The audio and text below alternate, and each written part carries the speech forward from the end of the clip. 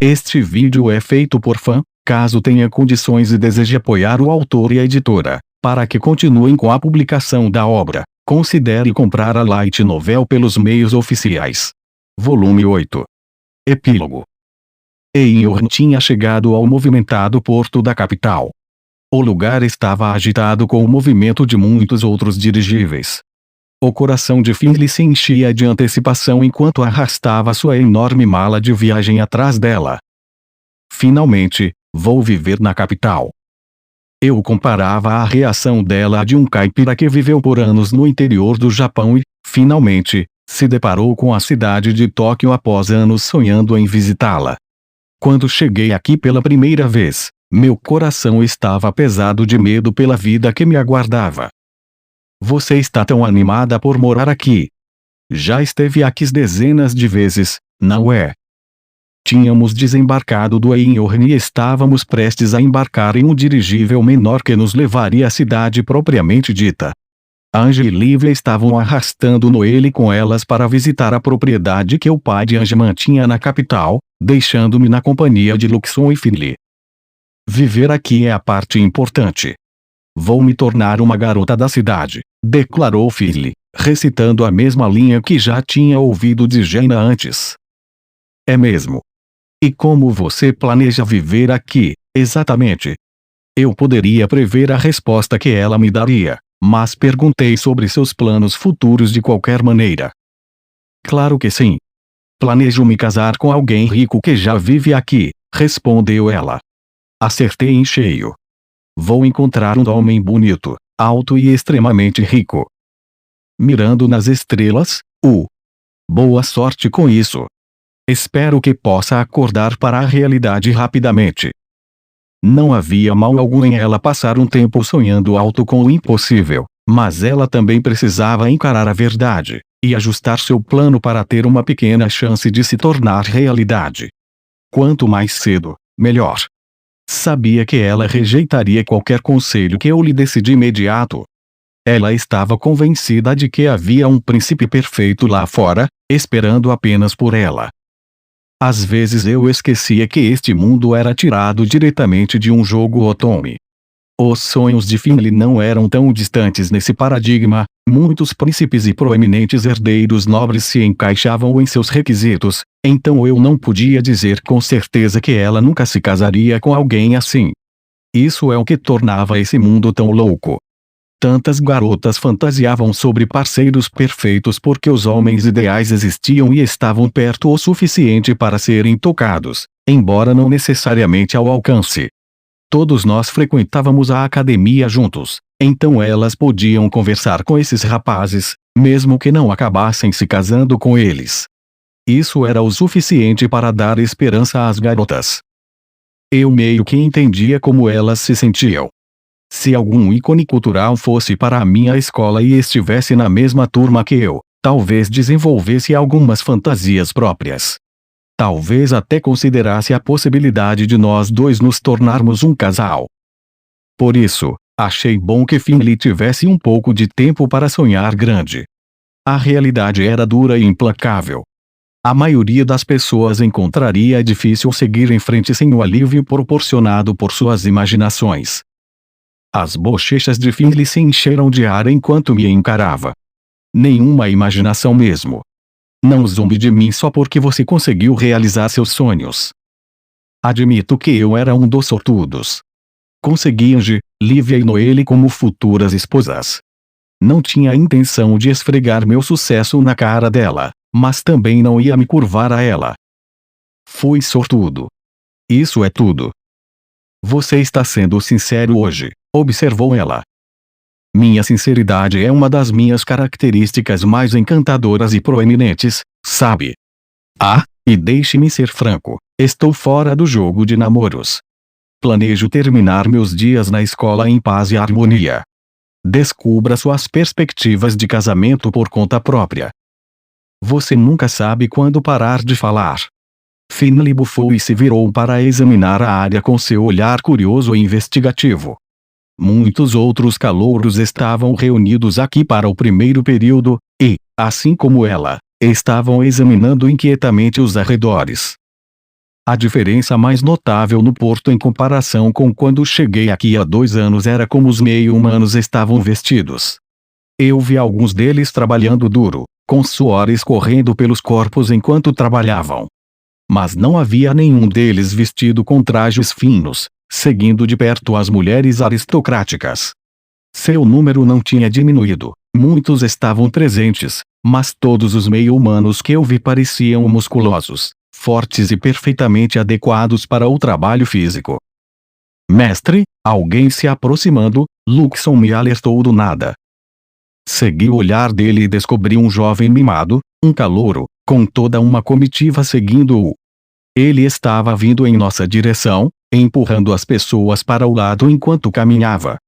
Os estudantes homens em sua comitiva tinham ares arrogantes e cheios de direitos, em vez dos ares usualmente encontrados nas mulheres.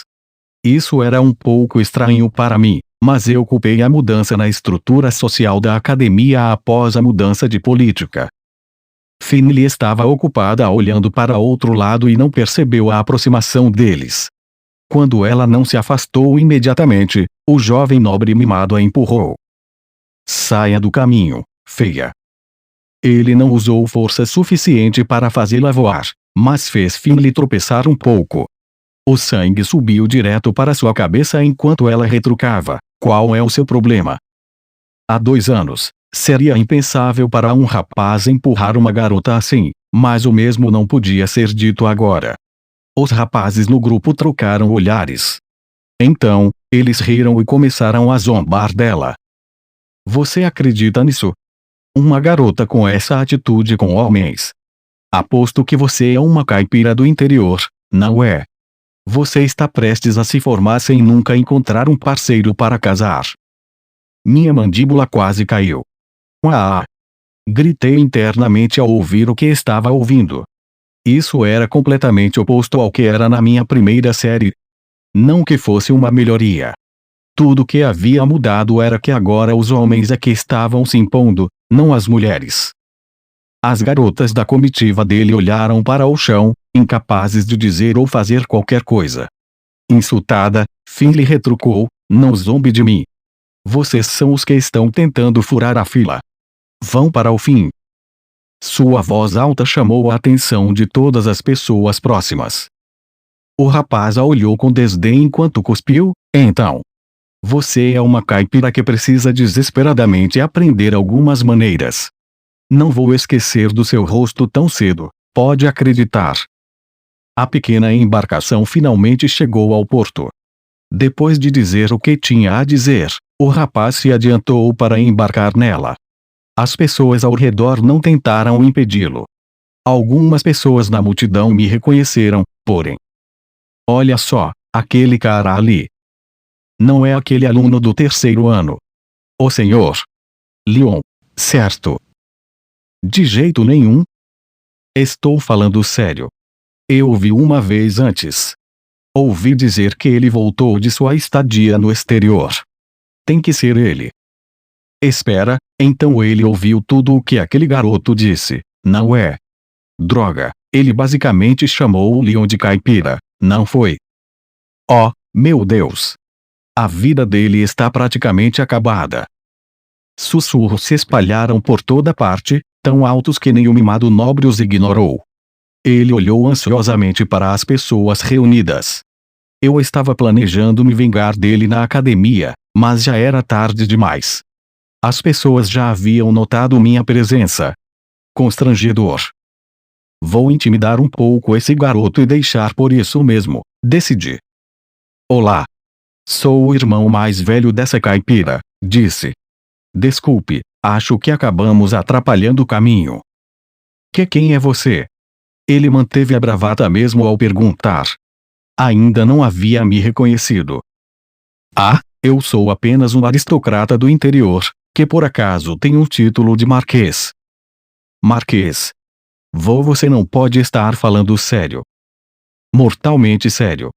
Verifique com o palácio, se quiser. Ele balançou a cabeça. Não, você deve estar mentindo.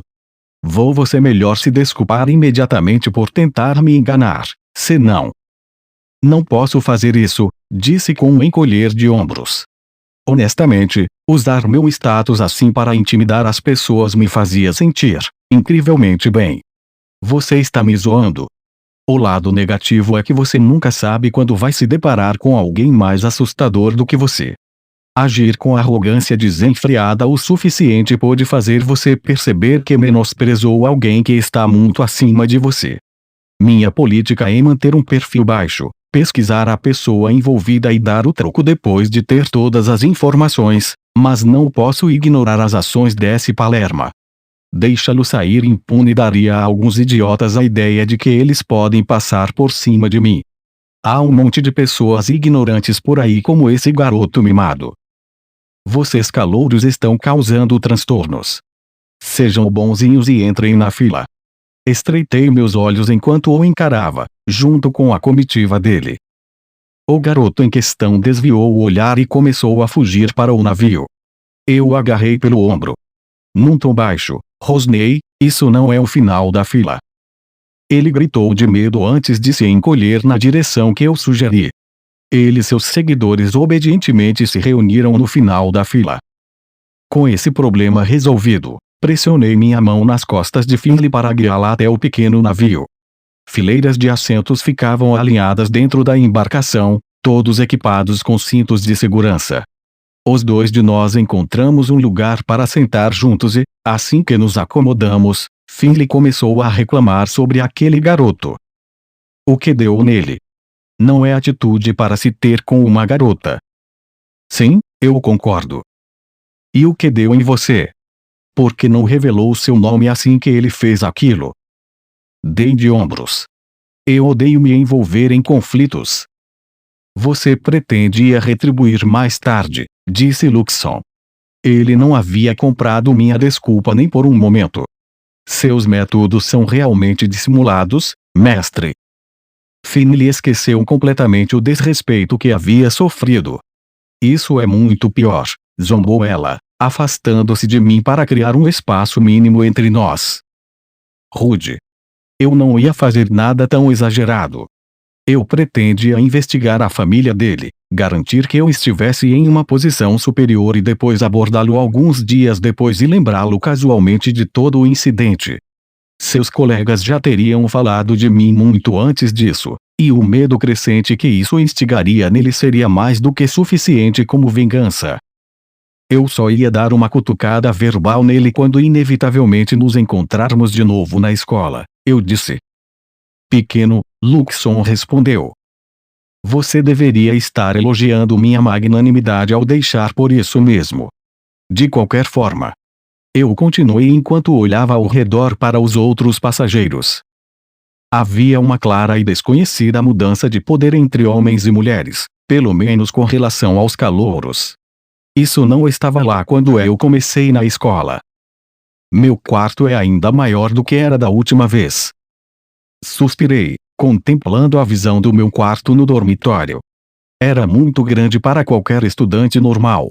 Eu teria me sentido mais confortável em um espaço apertado, mas meu status como marquês significava que eu era conduzido para um quarto especial. Essas suítes eram exclusivamente usadas pelos filhos e filhas de casas proeminentes, como Julius e seus amigos idiotas, antes de caírem em desgraça, é claro, até eu aparecer, pelo menos. Deixei as poucas bagagens triviais que trouxe e me joguei em uma cadeira. Enquanto isso, Luxon examinava o quarto. Nada suspeito, ele relatou. Excessivamente cauteloso. Não acha?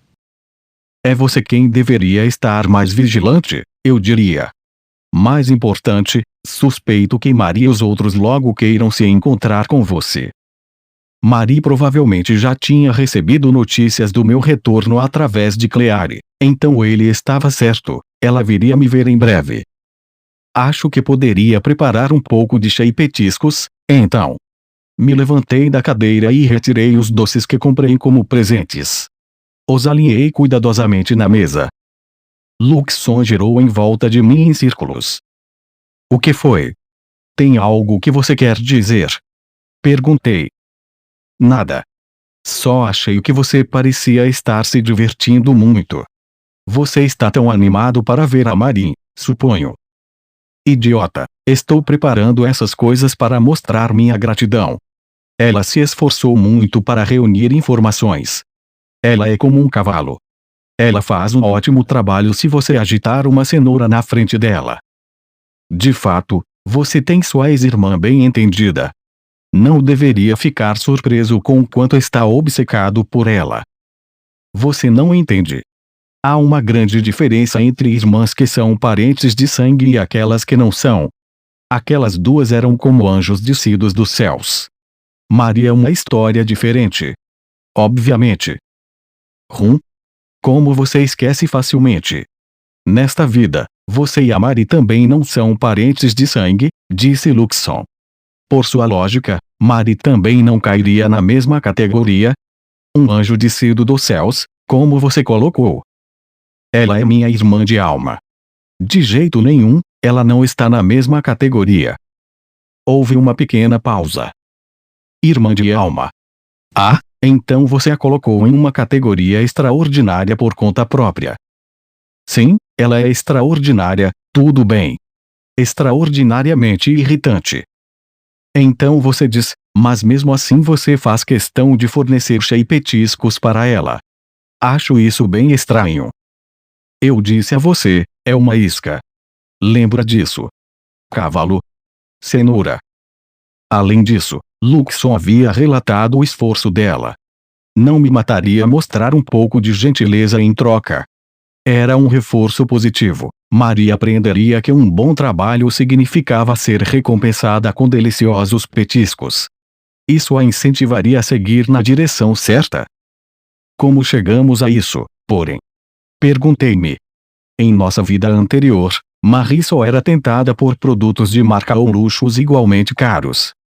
Ver o quanto uma pequena guloseima a deixava feliz agora, eu me sentia meio mal por ela. Parte da minha empatia vinha de uma luta compartilhada, já que agora eu era formalmente responsável por cuidar da brigada de idiotas. Eu sabia pessoalmente o quão difícil era para ela ficar de olho neles. Dei de ombros por fim e disse, bom, você sabe como é. Comecei a pensar que talvez devesse ser um pouco mais legal com ela. É só isso. Você está sendo quente e frio com ela. Então? Como inadequado. Fiz uma careta. Que mau funcionamento você tem que faz você se intrometer com comentários sarcásticos. Juro, deve haver algo errado com você. Deveríamos fazer Claire te examinar. Eu supero suas habilidades em todos os sentidos. Sua autoconfiança e teimosia eram um verdadeiro incômodo às vezes. A natureza acomodatícia de Claire proporcionava uma abordagem muito mais inteligente e equilibrada, na minha opinião. Um suave toque ecoou durante nossas discussões habituais. Sim, chamei antes de abrir a porta. Ah, é você, Marie. Entre logo. Vou fazer um chá para você. Marie estava ali, mas havia algo de estranho nela. Ela olhava para os pés, com suor frio escorrendo pelo rosto. Ela se recusava a olhar diretamente nos meus olhos. Ei! O que você fez? Eu exigi. Então, IRM, irmão mais velho. Lembrei-me dela agindo assim antes, em nossa vida anterior. Ela só mostrava essa atitude submissa quando tinha cometido um erro terrível. Enquanto ela tremia diante de mim, segurei seu rosto com as duas mãos e apertei até seus lábios se contraírem. Lágrimas brotaram em seus olhos. O que você fez? Fale. Eu podia imaginar pela sua postura que ela havia feito algo irreversível. Meu estômago se revirou com uma premonição ruim sobre o que ela diria a seguir. A lente vermelha de Luxon escaneou o corredor do lado de fora. Mestre, não vejo Claire em lugar nenhum. Suspeito que ela esteja ocultando sua presença com um dispositivo de camuflagem. O pressentimento ruim que me consumia cresceu 10 vezes pior em um instante. Sorri ameaçadoramente para Marie. É melhor você me contar tudo o que sabe. Tudo. Não ouse deixar de fora nenhum detalhe. Prometa que não vai ficar bravo. Depende do tamanho da cagada que você fez. Marie só pedia tais promessas quando as coisas estavam terrivelmente ruins. Ela sabia que eu ficaria furioso, caso contrário, ela não teria me coagido a prometer que manteria a calma. Meu sorriso forçado desapareceu. Não havia um espelho por perto para que eu pudesse ver minha expressão, mas imaginei que estava assustadoramente vazia. Marie balançou a cabeça para mostrar que havia se resignado a falar. Soltei-a. Suas bochechas ficaram pálidas como a morte quando ela murmurou: transformamos um dos pretendentes em uma garota. Você o quê? Por um segundo, minha mente se recusou a processar o que acabei de ouvir. Pretendentes eram homens. Certo. Pelo menos em um jogo Otome. Mas ela estava dizendo que um deles havia se tornado uma garota. Espere um segundo. Vamos lá. Volte. Porque um pretendente se tornaria uma garota? Isso era sequer possível. Marie, eu quero esclarecer isso com você, uma pergunta de cada vez, eu disse. Ok. Primeiro, os pretendentes em jogos Otome deveriam ser homens. Certo. Você tem certeza de que o gênero desse personagem não foi trocado desde o início? A primeira possibilidade que me ocorreu foi que esse personagem deveria ter nascido como homem no cenário original do jogo, mas que por causa de uma divergência na história, ele havia nascido como mulher. Marie balançou a cabeça. Ok, então não é isso. Próximo. Você disse que ele se tornou uma garota. Que tipo de transformação estamos falando aqui? Um cara se vestindo com roupas de garota ou algo assim? Novo suor escorreu pelo rosto dela enquanto seus olhos se moviam para frente e para trás. Ele realmente foi transformado em uma garota, 100%. Você disse que foi transformado em uma garota, o que me leva a crer que você está envolvida nessa bagunça. Agarrei-a pelos ombros, apertando os dedos com força. Marie se encolheu enquanto explicava. Um dos caras em que Claire estava fazendo seus experimentos é na verdade um dos pretendentes. No jogo, ele era para ser um ano mais velho que a protagonista, o que significa que ele começou a frequentar a escola no ano passado. Por que você não me contou isso antes? Eu gritei. E o que diabos são esses experimentos? Eu pensei que você só estava observando, mas você estava realmente testando coisas em pessoas. Eu só lembrei recentemente de quem esse personagem era. Nunca imaginei que Claire chegaria tão longe. Eu estava atordoado de choque. Claire tinha experimentado em um pretendente masculino, um que começou na escola no ano passado, e agora ela, na verdade, era uma garota. O que você fez? Transforme esse personagem de volta. Diga-me onde ela está agora. É tarde demais. Fiquei encarando-a. Você está brincando, né? Certo. Eu pensava que os pretendentes deveriam ser homens. Ela mesma disse que finalmente percebeu quem realmente é. Depois que Claire fez a mudança de sexo, ela chorou de alegria. Agradeceu tantas vezes que perdi a conta e até disse que poderia levar uma vida completamente nova dessa maneira. Não posso ir até ela depois de tudo isso e pedir que ela mude de volta, explicou Marie. Ela cobriu o rosto com as mãos e começou a chorar. Eu não ligo. Temos que colocar essa história de volta nos trilhos. Eu insisti.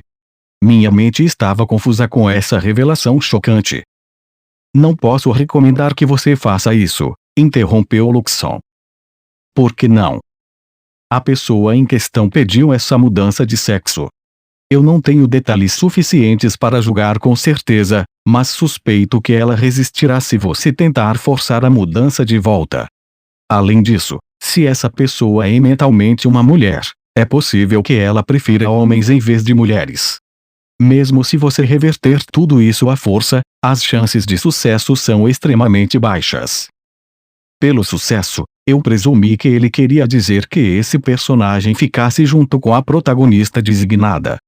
Sim, todas as chances disso estão arruinadas. Eu acho que eles poderiam ser um casal lésbico, certo?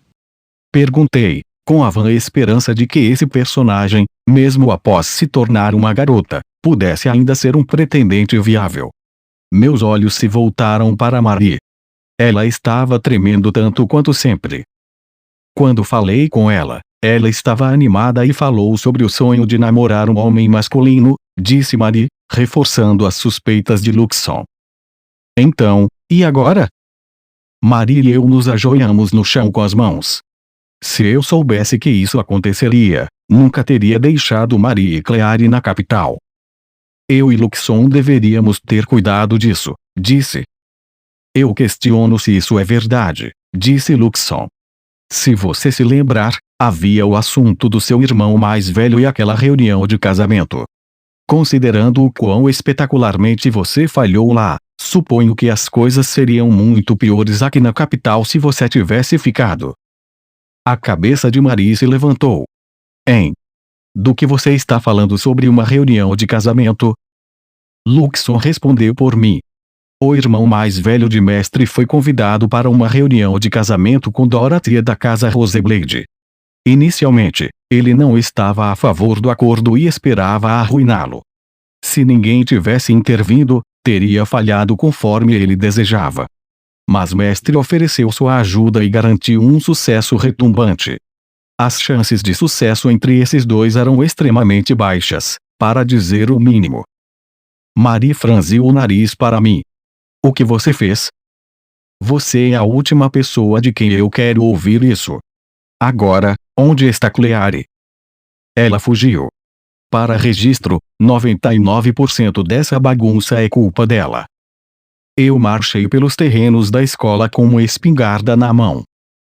Claire, onde você está? Meus olhos estavam injetados de sangue enquanto procurava por ela em todos os cantos. Aquela pequena diabinha não apenas se escondeu, mas também preparou várias falsas pistas para nos confundir. Cada vez que Luxon era enganado por uma delas, ele ficava cada vez mais irritado. Mestre, aqui! Ele chamou. Eu passei por vários outros estudantes, alguns deles calouros, durante minha busca pela Ia desaparecida. Ninguém sequer tentou dizer alguma coisa para mim. Alguns professores me olharam, mas rapidamente desviaram o olhar ao perceberem quem eu era. Eu não tinha energia para me preocupar com o que qualquer um deles pensava. Luxon flutuou até uma porta de armazenamento escondida embaixo da escada. Quando ele se virou para me encarar, sua lente vermelha se moveu para cima e para baixo em um gesto de aceno. Ela está aqui, Sim, com certeza. Eu abri a porta. Estava escuro e empoeirado lá dentro. Quando eu acendi a luz, ela refletiu nas muitas partículas dançantes no ar. Uma área em particular me chamou a atenção como incomum. Luxon apontou o seu laser naquela direção, e o mecanismo de camuflagem de Claire se dissipou.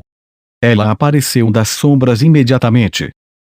Esconder-se assim não vai adiantar, Claire, disse Luxon. Eca! Carreguei uma bala de borracha não letal na minha espingarda e a coloquei em posição. Vergonha, eu esperava grandes coisas de você. Pelo menos me escute, mestre. Eu não tinha ideia. Quero dizer, nenhuma pista mesmo. Eu não sabia que esse personagem era para ser um pretendente. Cala a boca. Você acha que ignorância é uma boa desculpa para mudar o sexo de alguém? Algumas linhas neste mundo não devem ser ultrapassadas, sabe? Aparentemente, sua programação não inclui ética e moral humanas. Eu subestimei o que ela era capaz, considerando o quão longe ela levou esses experimentos.